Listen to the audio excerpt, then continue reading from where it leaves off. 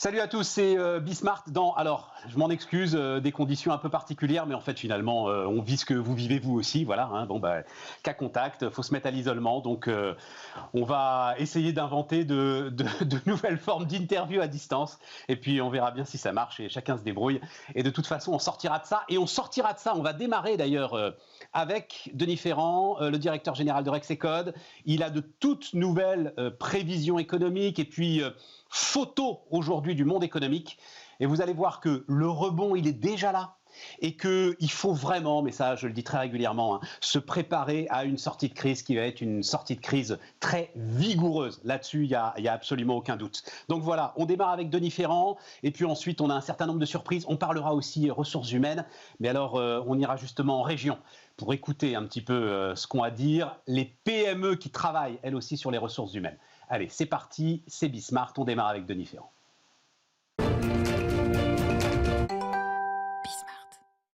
On continue les amis, on continue avec Denis Ferrand, le directeur général de Rexecode. Salut Denis. Bonjour Stéphane.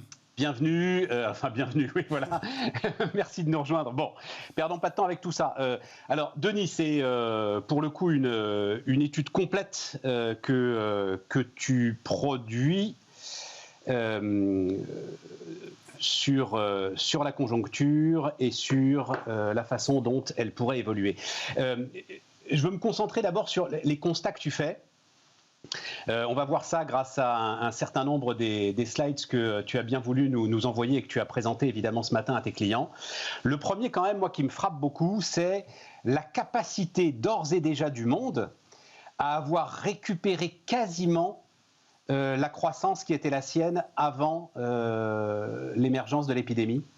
Oui, tout à fait. En fait, on a récupéré le niveau d'activité et à une vitesse qui est sans commune mesure avec ce que l'on avait connu lors des précédentes crises. On va le voir tout de suite, là, hein, on va projeter le slide tout de suite. D'accord.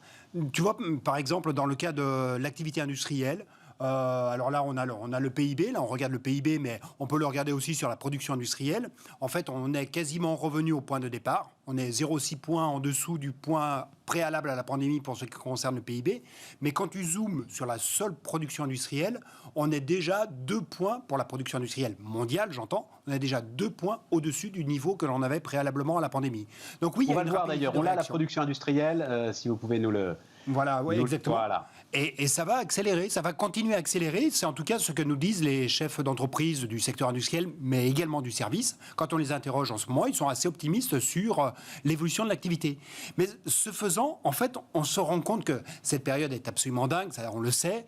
Et on est dans une période où la contrainte, c'était une contrainte d'offre, parce qu'on avait arrêté l'activité. Mais c'est aussi une contrainte d'offre qui est en train de s'exercer, parce qu'en réalité, c'est la rapidité du rebond, et pourtant, Dieu sait qu'on en a parlé depuis un moment, mais c'est la rapidité du rebond qui a surpris. Et donc, on se trouve dans un moment où offre et demande ne sont pas ajustées. La conséquence de cela, ce sont des difficultés d'approvisionnement. On le sait, sur les semi-conducteurs, tu as des chaînes de production qui se trouvent arrêtées parce qu'elles n'ont pas les matériaux pour pouvoir produire. Et c'est globalement, ensuite, un choc qui se transmet sur les prix.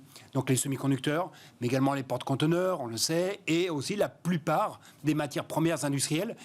Il y a eu comme une forme de défaut d'anticipation, du coup, des difficultés d'approvisionnement. Et face à les difficultés d'approvisionnement, tu as un choc de prix qui s'opère.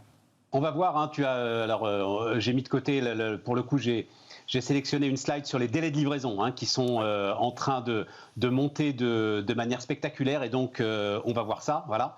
Ouais. Enfin, en l'occurrence de descendre, vu comment tu as fait la courbe. Voilà. Mais... plus tu es bas, plus tu juges que tes délais de livraison sont mauvais. Ouais, voilà, c'est ça. Défaut d'anticipation, c'est intéressant parce qu'en fait, on n'a pas réussi à admettre que cette crise ne ressemblait à aucune autre. Oui, tout à fait. Mais c'est ça qui est incroyable. Regarde un chiffre, par exemple, pour le résumer. Il t'a fallu, en gros, 10 mois pour retrouver le niveau d'activité préalable à la pandémie pour ce qui concerne l'activité industrielle. Après la récession de 2008-2009, il t'avait fallu 22 mois pour pouvoir le retrouver. Donc, en fait, tu as un raccourcissement du temps qui n'a pas permis une adaptation très rapide. Et rappelle-toi encore ce que l'on se disait à l'automne. À l'automne, quand on voyait arriver le reconfinement, eh bien à ce moment-là, il y a beaucoup d'industriels qui ont ralenti leurs demandes. Résultat, tu as des activités type dans la sidérurgie où eh bien, on est passé sur des travaux de maintenance. On a arrêté de la production. Et de la production d'un haut fourneau, c'est pas plug and play, ça redémarre pas comme ça du jour au lendemain. Et donc, tu as eu ce défaut d'anticipation. On n'a pas cru qu'on allait si bien surmonter ce deuxième confinement du point de vue de l'activité. Et donc, on se retrouve avec des décalages entre la demande qui s'exerce et la capacité aujourd'hui à pouvoir délivrer. Et on le voit en particulier du côté de l'acier, du côté de la sidérurgie. Alors, tu sais ce qui s'est passé quand même, mais tu le sais, toi, Denis, mais je voudrais voir si tu as d'autres exemples. Il se trouve que quelques-uns des chefs d'entreprise que j'ai reçus depuis qu'on se parle, en fait, ont été regardés, ceux qui y ont pensé, ce qui se passait lors de pandémies précédentes, finalement. C'était le seul point de comparaison qu'il fallait prendre. Et je pense notamment au patron de GIS, c'est un équipement... Alors, c'est un peu plus compliqué qu'un équipementier automobile, on va dire ça comme ça. Bruno Bouygues qui est venu nous voir et qui, lui, avait fait en fait 8 mois de stock. Parce que justement, il avait constaté, notamment parce qu'il est en Asie et qu'il avait vu ça au moment de l'épidémie de SRAS, qu'il y avait en fait des rebonds très très forts. Et il me disait, même 8 mois en fait, peut-être que j'ai vu trop short. Oui, mais on l'avait vu aussi après Fukushima. C'était la même chose, où il y avait eu... Pour le coup, de la destruction, Là, tu avais de la destruction, mais tout de suite, dès qu'on avait pu justement se prémunir d'un accident, c'est-à-dire qu'il y a deux choses qui se sont passées. Il y a les stocks qui ont été faits déjà d'une manière involontaire, parce qu'on a quand même eu à un moment aussi un trou d'activité, donc il y a des stocks involontaires qui ont été accumulés. Et puis, il y a effectivement eu le fait qu'on... les chaînes de valeur, en fait, elles sont aussi friables. Elles peuvent avoir un moment de rupture. Et donc, Fukushima, c'était un exemple dramatique, bien entendu. Mais on s'est rendu compte aussi que c'était peut-être pas mal de pouvoir se constituer un petit peu plus de stock, que le flux tendu, ça pouvait aussi avoir un peu de limite. Et donc, on se crée un peu de tampon. On comprend, c'est une révolution pour les chefs d'entreprise. Parce que, qu'est-ce qui s'est passé, Denis, sur ces derniers mois? Beaucoup d'entre eux, face à l'absence de visibilité, ont finalement vidé leur stock, ce qui est tout à fait normal pour essayer de protéger un maximum la trésorerie, c'est ça l'idée. Hein. Ah oui, tout à fait, mais ils ont été vraiment pris dans cette tension avec l'impératif de production qui est de se dire, je ne suis pas certain de pouvoir sécuriser tous mes approvisionnements et donc je les garde, mais en même temps, je dois sécuriser ma trésorerie. D'où l'importance d'ailleurs de tous les leviers de trésorerie qui ont été actionnés du point de vue du financement. Parce qu'au total, la contrainte de trésorerie, elle ne s'est pas tellement exercée. On le voit bien avec le fait que les entreprises aient pu accéder sans grande difficulté à des financements qui leur ont permis de faire face à des besoins qu'elles avaient exprimés. Donc la contrainte de trésorerie a été d'une certaine manière épargnée et donc peut-être qu'on n'a pas tant piloté que ça les stocks à la baisse, mais il n'empêche qu'on a été plus surpris par leur rebond qu'on ne pouvait l'anticiper. Denis, est-ce que ces difficultés aujourd'hui d'approvisionnement, cette hausse parfois spectaculaire des matières premières, j'apprenais là assez récemment, on en parle assez peu, mais que c'est autour du plastique, ce qui est quand même l'ultime paradoxe, quoi, hein.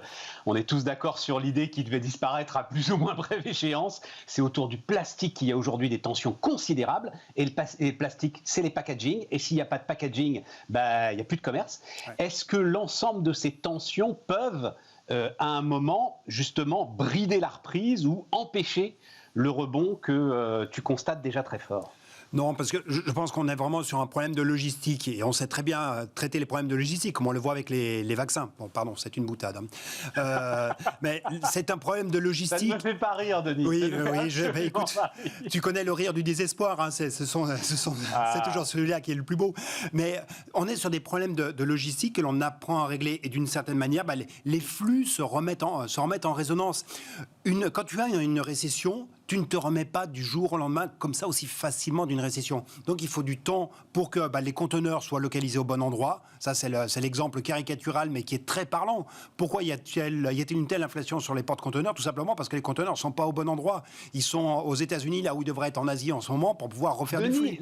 L'Amérique est en train d'injecter combien? 1900 milliards de dollars. Alors ça va faire petit à petit, mais 1900 milliards de dollars dans son économie. Les Américains, là, je crois que c'est aujourd'hui, reçoivent des chèques. Je crois que c'est l'équivalent de 400 milliards de dollars d'aide directe là qui est envoyée sur les comptes en banque des Américains. Ils vont les consommer tout de suite. Enfin, certains vont aller acheter du Bitcoin, mais les plus raisonnables vont les consommer tout de suite.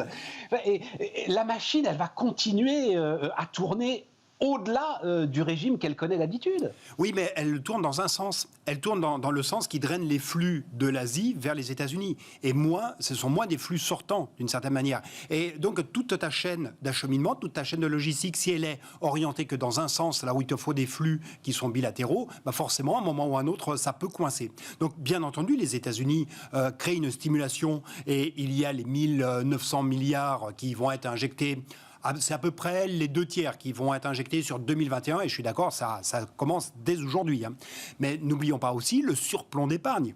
Le surplomb d'épargne liquide Alors des on va ménages. le voir, ça aussi, Oui. on a un slide, donc on va le voir. Vas-y, continue, Denis. Oui, ce surplomb d'épargne, en fait, ce que les ménages américains ont accumulé en épargne liquide, c'est-à-dire même pas le bitcoin, hein, même pas ce qu'ils ont placé sur le bitcoin ou ce qu'ils ont placé en action, mais vraiment l'épargne qu'ils ont gardée sur les dépôts, c'est 2000 milliards de dollars. Ça te fait 10 points de PIB.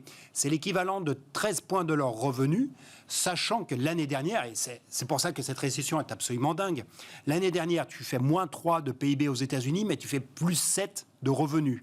Et dans ce plus 7 de revenus, tu en as alloué une partie croissante à destination de l'épargne liquide. Et cette épargne-là, eh bien, elle ne demande qu'une seule chose, c'est de se réinjecter.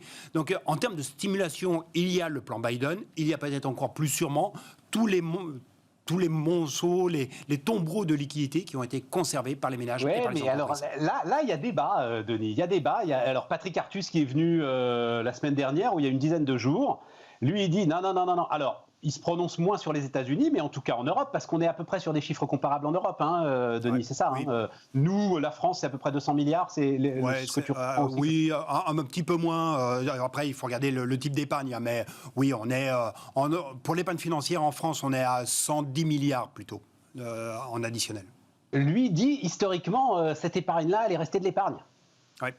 Oui, alors, elle n'est pas dépensée en fait. Alors, franchement, ça dépend. Parce que quand tu regardes ce qui s'est passé, c'est intéressant, dans le cas américain, on a déjà le retour d'expérience des premiers chèques qui avaient été alloués au cours du mois de juin-juillet. Et on se rend compte que tu as à peu près 40% du montant qui a été versé qui a été dépensé. Et même pour les ménages qui sont contraints financièrement, donc les ménages qui ont un défaut de ressources, même ceux-là ont fait un effort d'épargne parce qu'il y avait une absence d'horizon sanitaire, une absence d'horizon quant à l'évolution de la pandémie. Mais aux États-Unis, l'horizon, il est en train de s'éclaircir quand même sacrément. Et ce qui est premier, on en revient encore à cet aspect, ce qui est premier, c'est quand tu redonnes une perspective, la perspective que les comportements vont progressivement se libérer, que la mobilité va se restaurer, et à ce moment-là, tu as un peu plus de chances de voir pas l'intégralité de cette épargne, bien entendu. Une bonne partie va rester dans les bas de laine, mais tu vas avoir un flux très important de cette épargne qui va sortir et se réinjecter, surtout aux États-Unis, bien moins en Europe. Alors, en ce qui nous concerne, il nous reste quelques minutes, Denis. En ce qui nous concerne, là, donc, tu penses pour la France, tu restes quand même sur un PIB qui pourrait croître de 5,6% durant cette année? Oui, tout à fait. Malgré ce qu'on est en train de traverser, là? Oui, on prend toujours l'hypothèse qu'il n'y a pas de nouveau confinement, ce qui, évidemment, devient de plus en plus problématique, en particulier pour l'Île-de-France. Et malheureusement, tout est déterminé par ce qui se passe du côté de la pandémie.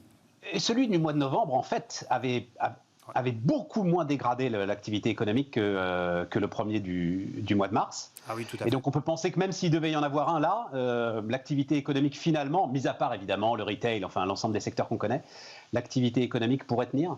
Oui, elle devrait pouvoir tenir. Parce que, en tout cas, nous, quand on fait une prévision où on arrive à 5,6 en moyenne de croissance sur l'année 2021, c'est en ayant mis une légère contraction de l'activité au premier trimestre et une progression de 1% au deuxième trimestre. Donc on n'a pas mis des chiffres qui sont totalement ahurissants. Hein. On décale en réalité au second semestre le redémarrage plein de l'activité économique en France.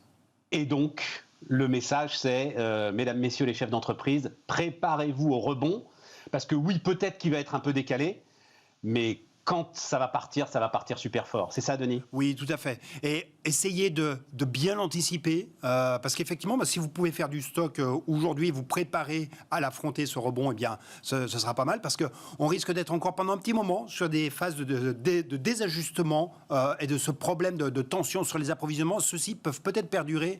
En tout cas, quand on interroge les chefs d'entreprise autour de nous, ils nous disent ça peut aller jusqu'à la deuxième partie de l'année 2021, ces problèmes d'approvisionnement. Donc, on risque d'avoir des chocs de coûts qui vont être durables, donc il faut aussi les anticiper et donc piloter là encore assez finement la trésor. Denis Ferrand, le directeur général de Rexecode, notre invité sur Bismart. On continue les amis.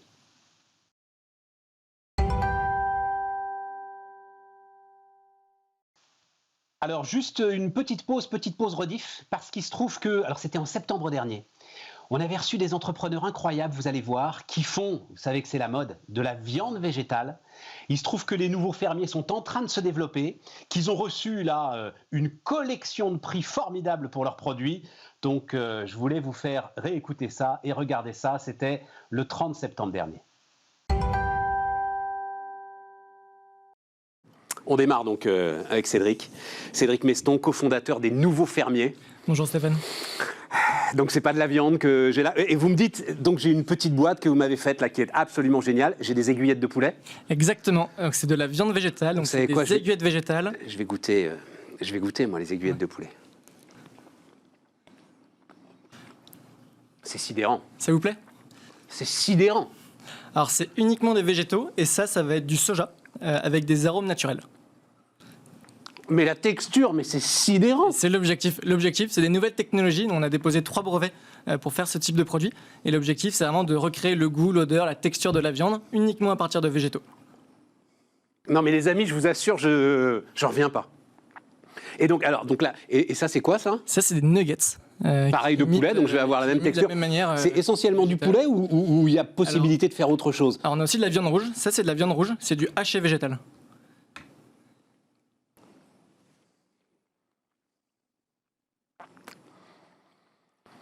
Bon, après, c'est du haché. Donc, du haché, c'est de toute façon moins gustatif que le poulet. Mais là encore, c'est très spectaculaire.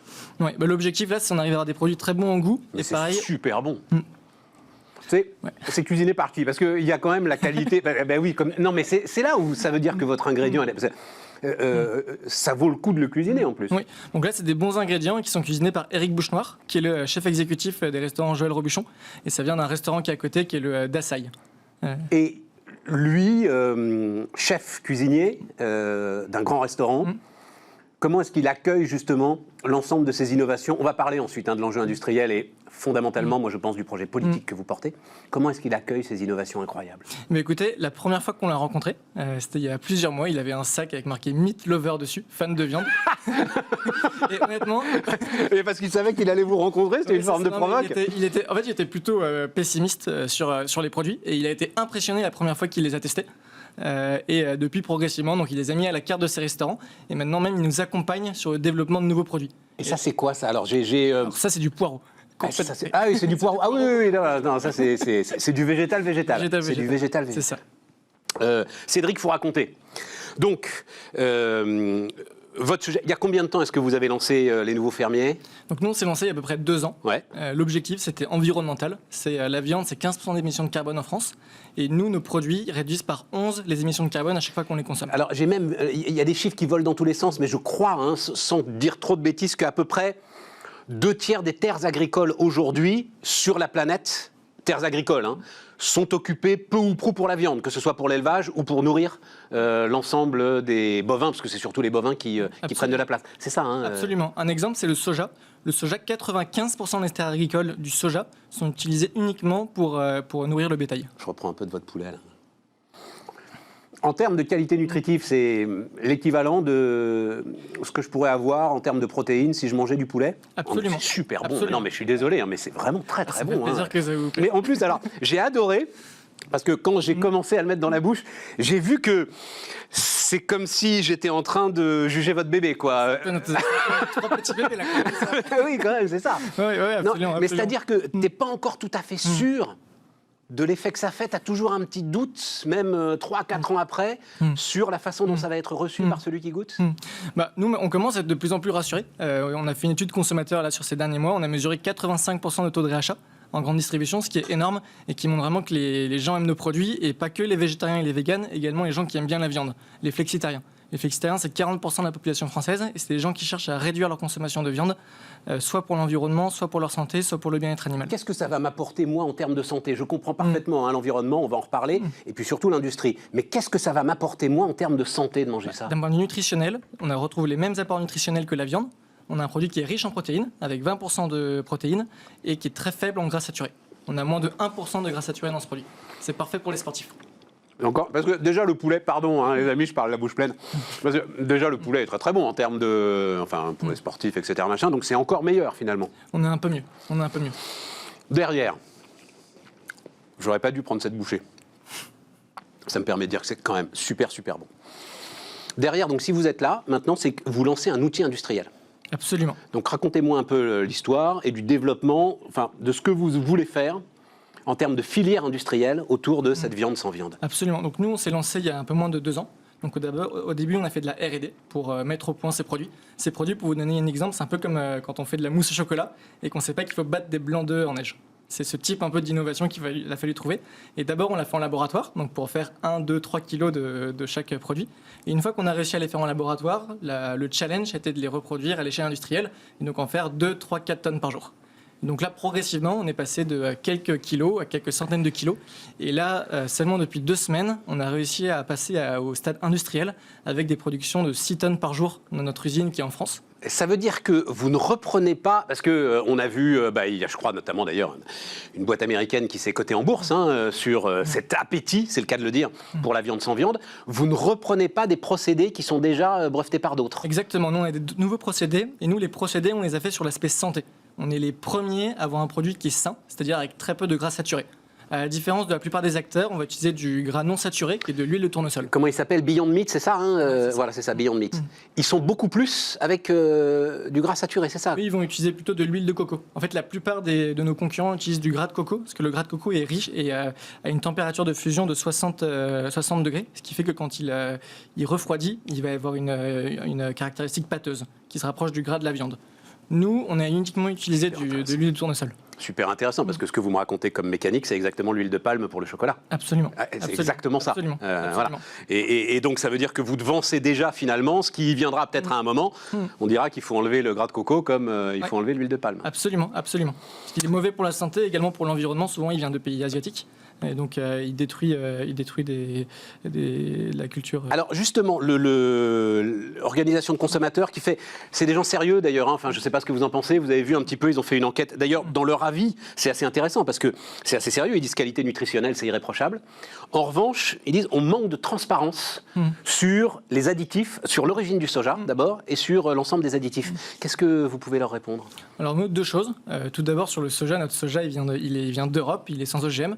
Et nous, comme tous nos ingrédients, on est uniquement avec des ingrédients qui sont européens et on travaille sur tous les rendre uniquement français. Notre objectif, c'est que d'ici 6 à 12 mois, on soit uniquement avec des ingrédients locaux français pour avoir des produits qui soient fabriqués en France uniquement à partir de l'agriculture française. Ensuite, sur la transparence, nous, l'ensemble des ingrédients qui sont dans nos produits sont disponibles sur la liste des ingrédients et on s'accorde à avoir une transparence totale dessus. On considère qu'on a les produits les plus sains du marché, justement, et notamment parce qu'on utilise de l'huile de tournesol. Bon, alors maintenant, l'outil industriel, l'usine. Moi, je vais être très franc. Comment est-ce que, là, en termes d'investissement, d'abord, ça représente quoi? Donc, nous, on a levé 3 millions d'euros en début d'année. Mais on ne fait pas une usine avec 3 millions d'euros, il faut plus que ça. Oui. Très bonne question, très bon point. Ouais. En fait, on travaille avec un partenaire industriel, donc on a co-investi sur la ligne de production. Donc, ce qui fait que l'ensemble de... Voilà, c'est pour ça qu'on a pu le faire avec pas trop de fonds, et c'est aussi ce qui nous a permis d'aller assez vite, parce qu'on a bénéficié du coup d'une usine qui était déjà aux normes réglementaires pour produire des denrées alimentaires. Qui produisait quoi, cette ligne de production? Alors, malheureusement, je ne peux pas communiquer sur... Mais alors, d'ailleurs, j'ai vu localisation confidentielle. Absolument. De l'usine. Pourquoi vous avez peur de quelque chose? Alors oui, en fait, on a déposé des brevets qui sont la source de notre entre guillemets, avantage concurrentiel et le fait qu'on a des très bons produits qui soient très sains. Et ces brevets, tant qu'ils ne sont pas publiés, quelqu'un qui va sur le site pourrait... Quelle histoire! Notre secret industriel, donc on reste confidentiel pendant encore quelques mois. Et cet industriel, il se trouve que, j'en ai déjà parlé d'ailleurs, Augustin Paluel-Marmont, Michel et Augustin, on est dans l'agroalimentaire. Alors eux, c'était plus sur des façons d'apprécier finalement leurs produits, qu'ils étaient en rupture. Mais je me souviens très bien des discussions que j'avais avec lui. Il avait beaucoup de mal. Lui, il savait que son produit allait cartonner. et les industriels étaient frileux. Et donc à chaque fois, c'était des batailles pour pousser les industriels à monter en cadence, parce que lui savait qu'il allait écouler son produit. Vous avez affronté les mêmes difficultés? Absolument. Ben oui, c'est normal, Cédric. Quand on est une start-up, de toute façon, un groupe industriel ne va pas nous faire confiance au départ, surtout quand on arrive avec un produit qui est complètement innovant et qui n'a jamais été produit. Donc effectivement, on a eu un vrai challenge à trouver un partenaire industriel avec lequel commencer à travailler. En termes d'approvisionnement, non, vous allez monter tranquillement en puissance, donc l'idée c'est de faire 10 tonnes par jour, c'est ça, hein? C'est ça, absolument. Pour l'instant, on fait 6 tonnes et on sait qu'on peut monter jusqu'à 10 tonnes progressivement. Je ne sais pas ce que ça représente, 10 tonnes par jour, en termes de... Tout ça, c'est dans des boîtes que vous vendez. Ça fait de l'ordre de 100 000 steaks. Ça fait de l'ordre de 100 000 steaks. Ouais. Et ça fait quel chiffre d'affaires, ça, à peu près? Ça fait, sur le chiffre d'affaires, on espère faire de l'ordre de 5 millions d'euros l'année prochaine. Ah oui, c'est ça. Donc ça veut dire qu'à un moment, il va falloir monter à 100 tonnes et à 1000 tonnes quand même, si on va au bout de vos ambitions. Absolument, absolument. Nous, ce qu'on veut, c'est vraiment devenir, faire de la filière du végétal française un pôle européen. Et donc on cherche à monter en puissance, on cherche après à ouvrir d'autres lignes de production et progressivement faire de la France un pôle technologique et innovant sur ce secteur. C'est là, Cédric, où le sujet il est politique. Parce que, comme je le disais tout à l'heure, la bataille de l'industrie, c'est pas la bataille de l'industrie d'hier. Vous êtes persuadé de ça, j'imagine? Absolument, absolument. Nous, on se tourne vers... En fait, cette tendance sur la viande végétale, c'est une tendance qui date d'il y a 8 ans aux États-Unis, qui initialement était toute petite et n'existait pas du tout, et maintenant qui est intégrée au régime alimentaire des Américains. Aux États-Unis, il y a beaucoup de consommation de ce type de produits. Par exemple, nos concurrents sur place, ils font de l'ordre de 400 millions d'euros de chiffre d'affaires désormais. C'est adapté et c'est entré dans les mœurs, on peut les retrouver dans quasiment tous les restaurants. Et ça, progressivement, ça arrive en Europe. Et nous, on est convaincus que les gens vont adapter leur régime alimentaire pour se tourner vers ce type de produits qui vont à terme être moins chers que la viande et qui sont plus sains et meilleurs pour l'environnement. Surtout si vous avez des grands chefs pour les cuisiner. Absolument. Donc il y a déjà quelque part... Alors à la carte du restaurant, par exemple, il y a... alors comment ils appellent ça d'ailleurs? Viande de soja, je ne sais pas comment... Ça s'appelle bento végétal les nouveaux fermiers. Et en fait, dans tous les restaurants qui nous vendent, il y a à chaque fois marqué notre marque, le nom de notre marque. À chaque fois, c'est le steak végétal, c'est les aiguillettes végétales, les nouveaux fermiers. Les nuggets, c'est les nouveaux fermiers.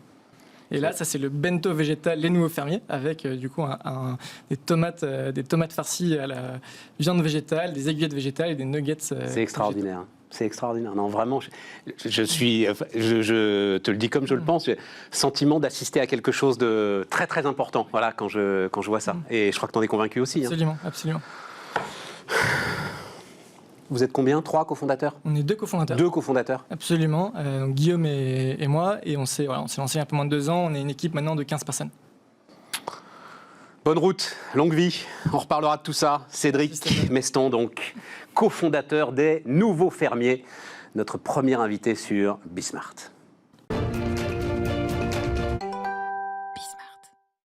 On repart les amis, on repart avec Pascal Grémiot qui est avec moi. Bonjour Pascal, enfin qui est avec moi, encore une fois je vais le faire, façon de parler. Bonjour Pascal. Bonjour Stéphane, ravi de vous rencontrer. Je suis désolé, en plus vous venez de loin. Je viens de Toulouse exprès, mais bon. Mais ouais, ça me tue ça. Non, mais il n'y a pas de... Voilà.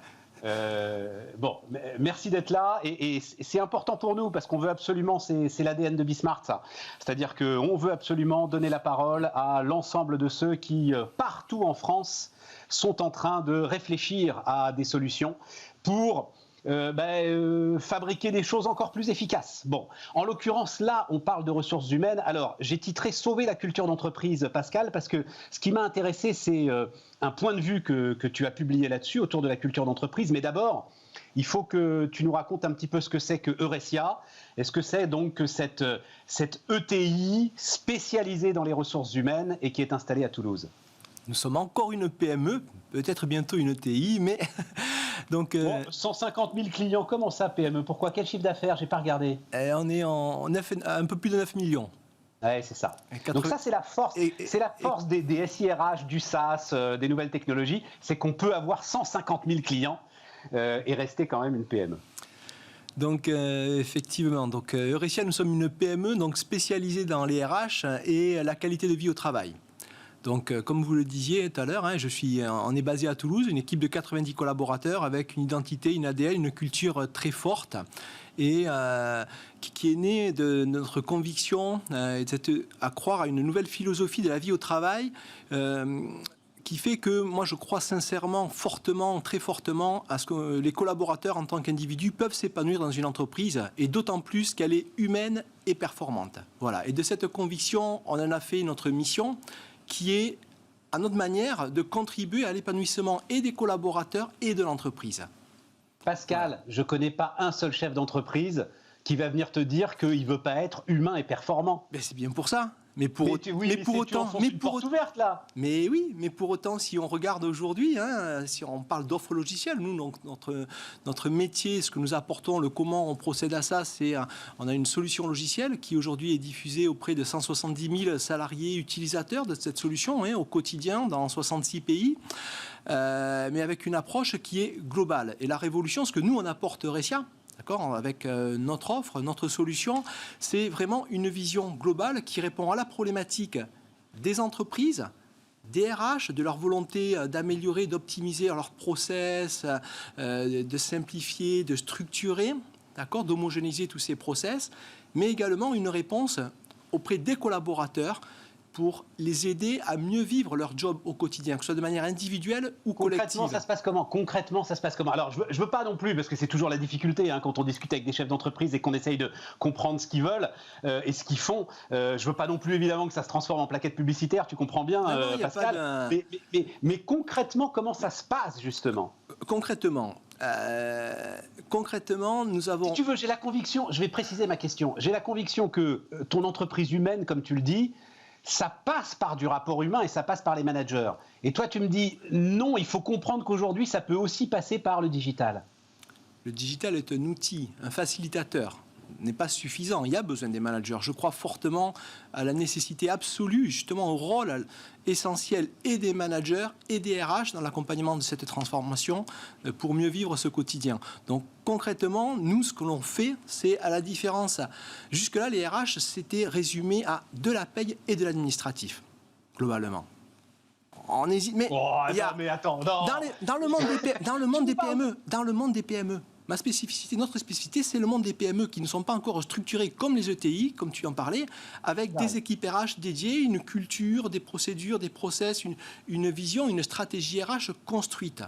Dans les PME, on n'a pas encore cette stratégie RH, cette culture RH, elle n'est pas encore forte. Et pour autant, elle est essentielle. Donc, comment on fait ? À travers notre offre, donc on a un ensemble de modules. Non, attends, je t'arrête là-dessus, Pascal, oui, parce que ce que tu dis est totalement... mais c'est toi qui es au contact d'elle, peut-être évidemment beaucoup plus que moi, mais c'est totalement contre-intuitif. J'ai l'impression du contraire, moi. J'ai l'impression que dans la PME, quand tu as 20-25 salariés, le patron parle à tout le monde en permanence. T'es en permanence, justement, dans une gestion humaine, mais comme les grands groupes essayent de la réaliser eux aussi, justement. Mais tout à fait. Mais jusqu'à 20-30, c'est le chiffre, ou à quelques collaborateurs près. Moi, j'ai lancé Eurecia il y a 15 ans, on était 0. Tant qu'on était jusqu'à 10, 20, 30, 40, j'arrivais à le porter, j'étais en contact, en relation avec les uns et les autres. Et puis ensuite, on a continué à grossir, il a fallu être splitté sur 2 sites. Et donc là, déjà, mais comment on fait pour conserver le lien ? On rajoute du management intermédiaire, on embauche, on recrute, on n'a plus la visibilité sur tout. On sait que la culture, l'humain, c'est essentiel et pour autant, on est absorbé, bouffé presque au quotidien par le business, l'opérationnel et en même temps, il faut construire une stratégie et puis on se reprend par ailleurs un Covid ou des crises, quelles qu'elles soient, qui reviennent perturber ce qu'on croyait être un pseudo-équilibre. Et c'est sans cesse remis en question. Et moi, tu as parfaitement raison. Est-ce que tu valides ça ? J'ai lu beaucoup que le vrai seuil, c'était 60. Non, c'est pas vrai, ça dépend de l'activité. Non, je sais pas, c'est relatif, je pense, à la personnalité du dirigeant, la culture de l'entreprise, au staff, aux autres aux managers intermédiaires. Moi, j'ai l'impression, il y a 2 seuils. J'ai eu le premier quand j'ai introduit le management intermédiaire, quand on était une vingtaine, d'accord, ça c'est un premier seuil. Et celui qu'on a aujourd'hui à 80, où j'ai envie, 90, d'une culture forte, etc. Mais je vois que tout seul, j'y arrive plus. Et c'est ça qui est dur pour moi, entre guillemets, c'est que j'ai envie de le pousser, de le porter, de l'amener, mais j'ai besoin d'être entouré, et tant mieux, c'est le propre d'une équipe, par un ensemble, par une équipe de directeurs, de direction, mais aussi par une fonction RH. De la même manière que j'ai un expert pour le commerce, pour le produit, pour la R&D, pour le marketing, pour la communication, j'ai besoin de l'expert dans la science des relations humaines, parce que c'est certainement la plus complexe, et c'est la seule qu'on n'apprend pas réellement sur aucun banc d'école, ni l'école d'ingé, ni l'école de commerce, tout ce qui a trait à l'émotionnel, au relationnel, à ce qu'on vit simplement, c'est si évident, et pour autant extrêmement difficile à construire, à vivre, à jardiner, et c'est ça en fait la difficulté. J'y pensais pas, Pascal. Il n'y a pas d'école de ressources humaines. Si, forcément, il y a des écoles de ressources humaines. Qu'est-ce qu'on apprend dans les écoles RH essentiellement? Mais j'en sais rien. Qu'est-ce qu'on apprend? Vas-y, dis-moi, qu'est-ce qu'on apprend? Mais toutes les personnes qui sont formées, souvent les jeunes qui rentrent dans ces écoles, ils rentrent dans ces écoles, dans ces formations, dans ces cursus, parce qu'ils aiment l'humain, le relationnel. Et l'essentiel de ce qu'ils apprennent et qui fait le quotidien de leur job dans les PME, c'est qu'il faut faire de la paye, de l'administratif, il y a des process, il y a 4000 pages dans le code du travail, il y a des obligations, il y a des contraintes, il y a des emmerdes. C'est ça, leur quotidien. Et donc finalement, ce qui est contre-intuitif, c'est la raison pour laquelle ils ont fait le choix d'une mission, d'un projet professionnel avec de fortes valeurs, et ils se retrouvent juste coincé entre un fichier PDF, un fichier Excel, un fichier Word. Et ça, c'est leur vie. Et leur relation aux autres, c'est éventuellement... elle devient fade. Et le risque, c'est justement de basculer dans des cultures aseptisées, des entreprises aseptisées, acculturées, où on perd toute cette dimension qui est la culture d'une entreprise. C'est à la fois intangible, c'est insaisissable, c'est un mix de formel et d'informel. On ne sait pas comment le définir, mais quand ça y est pas... Mais je vais aller te chercher sur la culture d'entreprise, mais un mot quand même, parce que il fait quand même 4000 pages. Tu as dit ça par hasard, moi aussi d'ailleurs, j'en sais rien. Non, je crois bon, d'accord, mais enfin bref, il fait quand même 4000 pages le code du travail. C'est-à-dire, il y a quand même tout ça à faire. Donc c'est là où effectivement, et peut-être que, et c'est pour ça que je voulais qu'on en parle, on dit beaucoup qu'il y a eu une prise de conscience digitale de beaucoup de patrons de PME. Donc d'abord, est-ce que tu le vis dans ton activité? Est-ce que oui? Et ensuite, justement, qu'est-ce que le digital peut m'apporter pour essayer de résoudre l'ensemble de ces contradictions? Donc oui, il y a une accélération de ces transformations, le digital qui se diffuse bien plus largement, on est en une forte croissance, beaucoup de PME s'équipent de solutions comme la nôtre parce qu'il y a des besoins de pouvoir travailler différemment, d'organiser le travail différemment, que ce soit au bureau, dans un espace de coworking, au domicile, quelle que soit l'heure du jour ou de la nuit, d'avoir cette souplesse, cette flexibilité. Et là, les outils digitaux apportent réellement une solution à cette problématique, à ce besoin d'organiser le travail différemment. Mais au-delà de l'organisation de ce travail, ce sont aussi des facilitateurs des relations qu'on peut avoir à distance, même si elles sont toujours insuffisantes. En fait, le fait de ne pas t'avoir à côté, ça me manque aussi, c'est pareil. Mais pour autant, on s'accoutume. Mais jusqu'à un certain point. Ouais, c'est ça. Et il y a toujours cette limite. Après, le curseur, chacun, on peut le positionner de manière un petit peu différente. On va l'ajuster différemment. Mais à un moment donné, il y a besoin de cette énergie, de ce qui fait qu'une entreprise va pouvoir avancer avec des collaborateurs qui sont motivés, engagés, qui se sentent bien, qui progressent, qui s'épanouissent dans une entreprise qui avance. Mais encore faut-il leur donner envie. Et tout ça, Alors, c'est Pascal, une matière complexe. Sur la culture d'entreprise, je vais te lire ce que dit c'est une philosophe qui s'appelle Gabrielle Alperne, qui vient nous voir assez régulièrement, qui réfléchit sur les entreprises et qui réfléchit notamment sur la capacité qu'ont les organisations à essayer d'affronter le changement, à essayer de s'hybrider, des choses comme ça. Et elle dit, la culture d'entreprise crée des clones et entretient notre pulsion d'homogénéité pour éviter toute imprévisibilité et toute remise en cause. Sauf qu'à force d'éviter l'imprévisible intérieur, on ne sait plus y faire face quand il vient de l'extérieur. C'est à la fois beau, et si la culture d'entreprise était réduite à ça, je serais triste. Alors vas-y, dis-moi. Parce que En fait, notre monde est un chaos. On n'a plus aucune certitude sur rien. Il y a beaucoup de doutes. Tout se transforme. Toutes les évolutions sont rapides, voire violentes. Donc, on est confronté à ce chaos au quotidien. Et pour autant, on a tous, en tant qu'individus, à un moment donné, je pense en tout cas, pour ma part et la majorité des gens que je rencontre, c'est un besoin de partager quelque chose. On parle des valeurs, on parle d'appartenance à un groupe.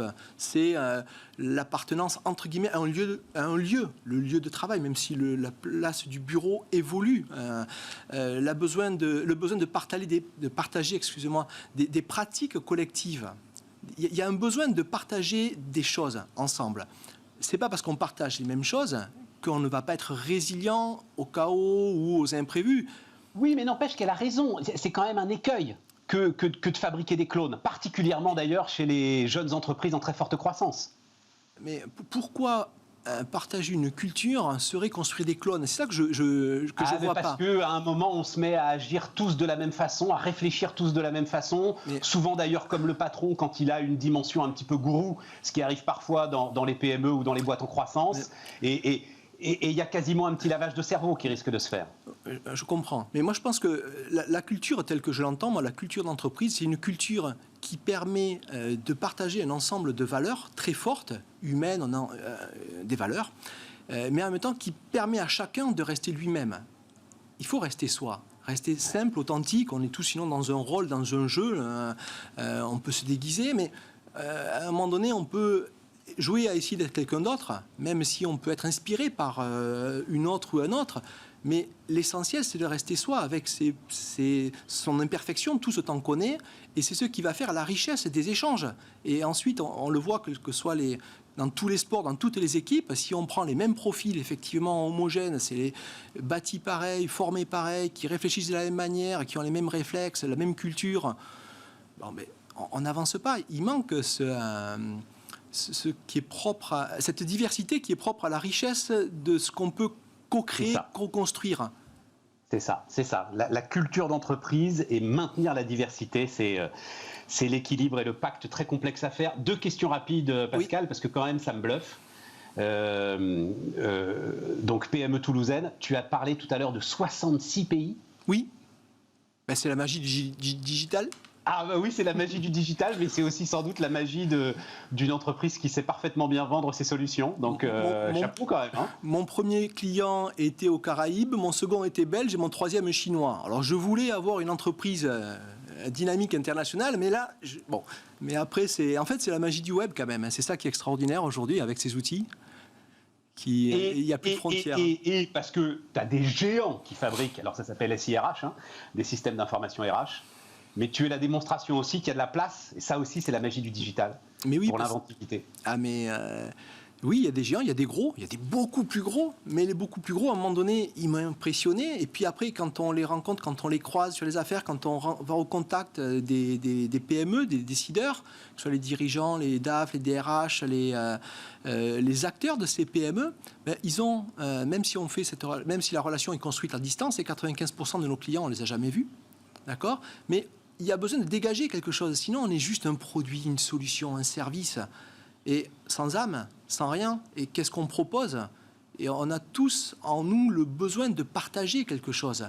On a à la fois cette double casquette avec des préoccupations professionnelles, où il faut être performant, il faut avancer, on a des objectifs, et puis de manière personnelle, intime, on a des émotions, des ressentis, des craintes, des peurs, des envies, des souhaits, des rêves, des fantasmes. On a envie d'avancer. Et je pense que les grands groupes aussi, les trop gros groupes aujourd'hui, ont perdu cette énergie. Et moi, j'ai travaillé dans des grosses boîtes et je me régale dans le monde des PME. Il y a de l'énergie. Bon, Pascal, merci pour tout. On est au bout.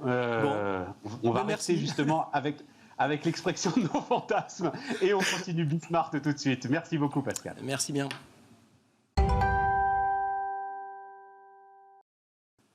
Et on termine, les amis, donc on termine en retrouvant l'expertise avec Laurence Daziano, l'économiste de Sciences Po, qui vient nous voir régulièrement et qui, alors je l'ai appris d'ailleurs en lui suggérant ce sujet, nourrit elle-même une passion pour le Vietnam. C'est ça, hein, Laurence ? Tout à fait. Bonjour Stéphane. Voilà. Et tu y as vécu, c'est ça, Laurence, au Vietnam? J'ai un tout petit peu, mais mes enfants y sont nés, donc c'est un pays auquel je suis très attachée. Wow. Ah oui, ça c'est un sacré attachement. J'ai écrit Le Triomphe du Vietnam. Alors, mais tu vas justement nous le décrire. C'est un contraste assez terrible, d'une certaine manière. C'est la vitalité, la force économique de ce pays qui, a priori, j'ai essayé de regarder absolument partout, tu vas peut-être me le confirmer, mais a priori est l'économie au monde d'une taille évidemment importante. Il faut rappeler que le Vietnam, c'est 100 millions d'habitants. L'économie au monde qui a le mieux résisté au Covid et qui sort avec un taux de croissance proche de 3% sur l'année 2020. Et face à ça, un régime déjà très dur et qui s'est encore durci. On peut commencer avec l'économie, Laurence, et la façon dont les choses se sont passées, justement. Volontiers. Alors l'économie, la résilience de l'économie vietnamienne face au Covid vient d'une part que l'économie vietnamienne était déjà en très bonne santé avant la crise Covid. Le Vietnam est un pays qui, depuis 20 ans, a une croissance de plus de 5% par an.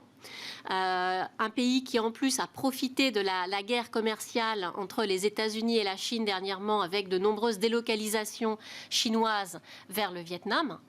Et puis au moment où la crise est arrivée, c'est un pays qui a réagi très vite, qui a pris des mesures sanitaires très tôt, c'est-à-dire que dès janvier, le Vietnam a fermé ses frontières et a mis en place des mesures sanitaires très strictes.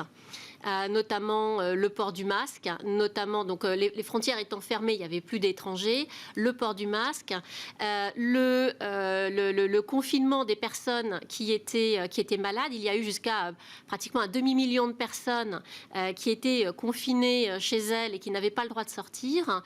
Et comme on est en plus dans un pays communiste, donc quand on n'avez pas le droit de sortir de chez vous, comme il y a toujours un agent du parti dans l'immeuble, vous êtes contrôlé, donc vous ne pouvez pas faire ce que vous voulez. Et comme le pays a réagi très tôt, il a réussi à limiter la diffusion du virus.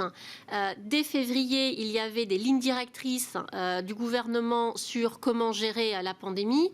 Et le Vietnam a réagi avant que l'OMS ne mette une alerte.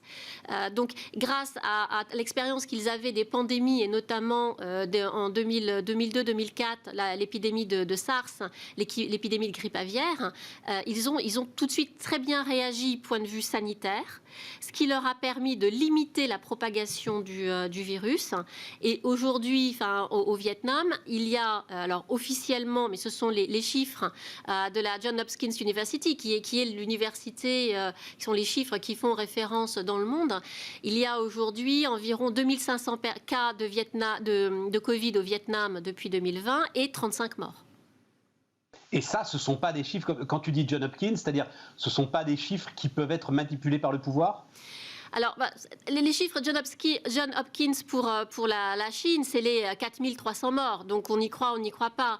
Mais le fait que l'économie soit repartie telle qu'elle est repartie, et l'économie, comme vous le disiez, il a une croissance en 2020 que beaucoup de pays lui envient. Alors, selon les estimations, c'est entre 1,4 et 3% de croissance en 2020. Néanmoins, c'est une croissance alors que beaucoup de pays sont en récession. Mais même pour le Vietnam, qui était habitué à des 5 ou 6%, c'est quand même pas beaucoup. Mais l'économie a résisté. Ils n'ont pas eu de confinement général total comme nous avons eu il y a un an. Je vous rappelle que la France, on est resté 43 jours totalement confinés. Bien sûr, Laurence, mais si, c'est juste comme ça, s'il y a, et on va en dire un mot quand même, un mépris total globalement pour la vie des citoyens vietnamiens de la part du pouvoir communiste, à ce moment-là, on peut effectivement se dire qu'on a mis sous le tapis 10, 20, 30, 40, 50 000 morts et qu'on a continué à faire tourner la machine économique. C'est ça l'ambiguïté. Et ça ce sera très difficile à dire et ce sera très difficile à montrer, si c'est le cas. Mais les mesures qui ont été prises ont vraiment été tellement dures et surtout, elles ont été prises très tôt. ce qui fait qu'elles ont empêché la propagation du virus. Donc, même si on peut mettre en cause le fait qu'il n'y ait que 35 morts, je ne pense pas, même s'ils en cachent quelque part ou s'il y a des données qui ne prennent pas en compte, on l'a vu chez les Russes par exemple, il y avait certaines pathologies qui ne prenaient pas en compte et on se rendait compte que les gens étaient morts à cause du virus et pas de la pathologie d'origine. Donc, mais néanmoins, les mesures très tôt qu'ils ont prises, la bonne santé de l'économie et le fait d'avoir confiné les gens, mais les gens qui étaient sous quarantaine, parce qu'au Vietnam, vous avez le Covid, vous êtes sous quarantaine, vous êtes cas contact, vous êtes sous quarantaine aussi, c'est-à-dire qu'on ne vous demande pas vous êtes cas contact positif ou négatif. De toute façon, vous êtes sous quarantaine. Donc ça a vraiment limité la propagation du virus et ça a permis de continuer à faire tourner l'économie. Et tu l'as dit d'un mot, allons-y sur la politique, puis on reviendra sur l'économie après, sur le modèle de développement vietnamien. Et tu l'as dit d'un mot, il y a quoi? Il y a alors je vais appeler ça un commissaire politique dans chaque immeuble? Alors dans chaque immeuble ou dans chaque groupe d'immeubles, vous avez, oui bien sûr, un représentant du parti qui veille à ce que la ligne du parti soit suivie. La mise en place des confinements, la mise en place des quarantaines, il y a aussi eu l'appui de l'armée. Donc les mesures qui ont été prises étaient très strictes et elles ont été mises en œuvre de manière vietnamienne, c'est-à-dire très, très stricte, c'est-à-dire avec l'appui de l'armée aussi. C'est ça. C'est le système Union soviétique années 50.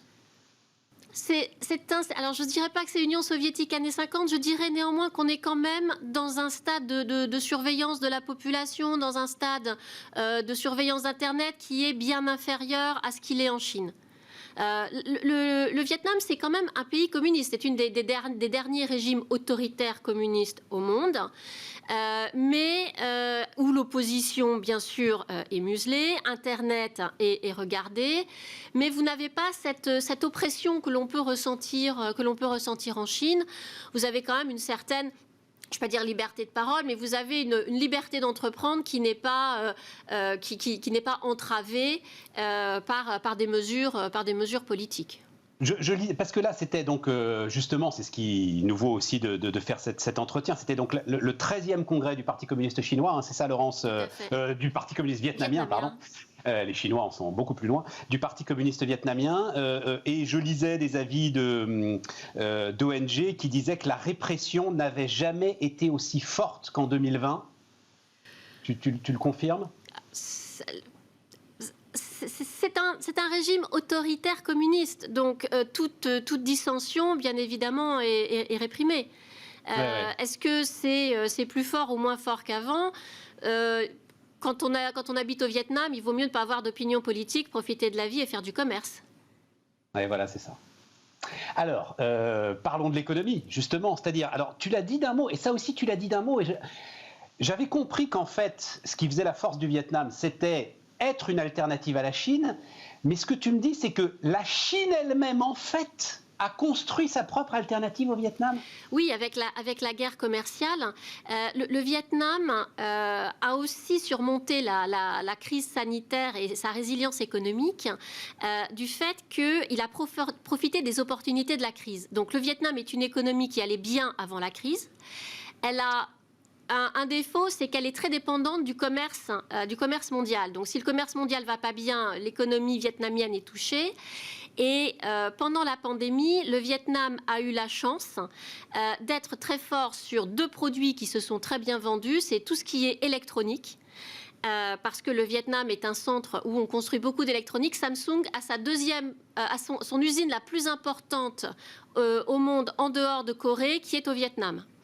Et est en train de fermer une usine de construction d'ordinateurs en Chine pour la délocaliser au Vietnam. Donc le Vietnam exporte beaucoup de produits électroniques, notamment Samsung. Et donc, avec la pandémie, avec le confinement, il y a eu un développement de demande et d'exportation. Donc, du coup, le Vietnam a pu en profiter. Et puis, le Vietnam produit et exporte du riz. Or, le prix du riz a augmenté de 20% en 2020 grâce à la pandémie. Donc, le Vietnam a utilisé cette chance et cette opportunité. C'est sûr que si le Vietnam avait produit du pétrole et du coton, l'économie s'en serait beaucoup moins bien sortie. Oui, ça c'est très clair. Mais alors, faisons un peu d'histoire. parce que on est quand même, enfin, il n'y a pas si longtemps que ça, il y a 40 ans, hein, voilà, à peu près, même, oui, c'est ça, à peu près 40 ans, un pays qui est, mais alors, ruiné, ravagé, par, il faut s'en souvenir quand même, hein, c'est-à-dire, c'est pas seulement la guerre américaine. Avant la guerre américaine, il y a la décolonisation française. Ensuite, il y a une espèce de moment très étrange et très complexe d'une forme de guerre civile. Ensuite, il y a effectivement les années. Donc, on sort quand même d'un pays totalement ravagé. Est-ce que cette idée, un peu ce qui s'est passé en Chine, alors je parle sous ton contrôle, la Chine c'est 76 à peu près. 79-80, oui. Deng Xiaoping, tout à fait.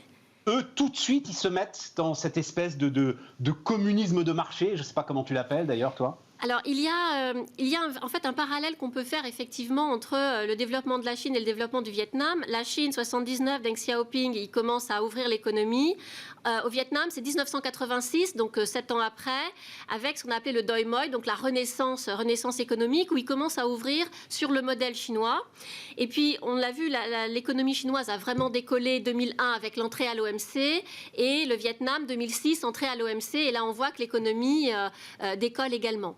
Et puis le Vietnam a su aussi profiter de son environnement, c'est-à-dire que le Vietnam est très intégré dans les échanges en Asie-Pacifique. Or, c'est vraiment la zone de croissance économique de ces dernières années et des années qui viennent.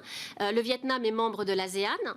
Le Vietnam est membre de ce qu'on appelle le TPP, le Trans-Pacific Partnership, qui était cette idée de grande zone économique américaine qui a été montée par Obama, que Trump a décimé en retirant les États-Unis quand il est arrivé au pouvoir en 2017, mais que les Japonais ont continué. Donc, ils ont fait un TPP sans les États-Unis. Et en fait, le projet d'Obama, c'était de contrer la Chine, qui avait elle-même son projet qui s'appelle RCEP, que la Chine a réussi à mener à bien et qui a été signé au mois de novembre 2020, donc c'est tout récent. Et donc le Vietnam s'est intégré à la fois dans l'ASEAN, il s'est intégré dans le TPP et il est intégré aussi dans le RCEP.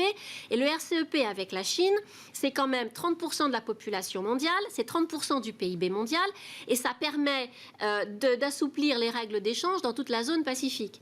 Donc, on voit que le Vietnam est vraiment très opportuniste et profite de toutes les possibilités qui s'ouvrent à lui. Et en plus, il y a eu le traité de libre-échange entre l'Union européenne et le Vietnam, qui a été très long à négocier et encore plus long à signer, mais qui est entré en vigueur l'année dernière. Il a été enfin voté par le Parlement européen, il est entré en vigueur et ça permet aussi pour le Vietnam donc d'avoir, en plus de la porte qui lui est ouverte en Asie, d'avoir la porte européenne qui vient de s'ouvrir avec la baisse des droits de douane et surtout pour les Européens, la possibilité d'imposer notamment des normes, qu'elles soient sociales, environnementales, qui vont aussi élever le niveau du Vietnam. C'est ça ma question, Laurence, et ce sera la dernière. Il nous reste une grosse minute. Non, il nous reste une petite minute. Est-ce qu'on a, nous, les mêmes exigences vis-à-vis du Vietnam que vis-à-vis de la Chine en termes justement de normes sociales, politiques, démocratiques, etc. Je dirais même plus, parce qu'on pense qu'on peut les obtenir plus facilement du Vietnam que de la Chine. Ouais. Ce en quoi peut-être qu'on se trompe, c'est ça ? On verra. On verra. Merci Laurence. Merci Stéphane. Merci pour tout ça. Laurence Daziano, donc économiste à Sciences Po, et à bientôt pour ces formidables leçons de stratégie et d'économie. Les amis, c'est Bismart. Si tout va bien, on se retrouve demain. Et bonne soirée à vous.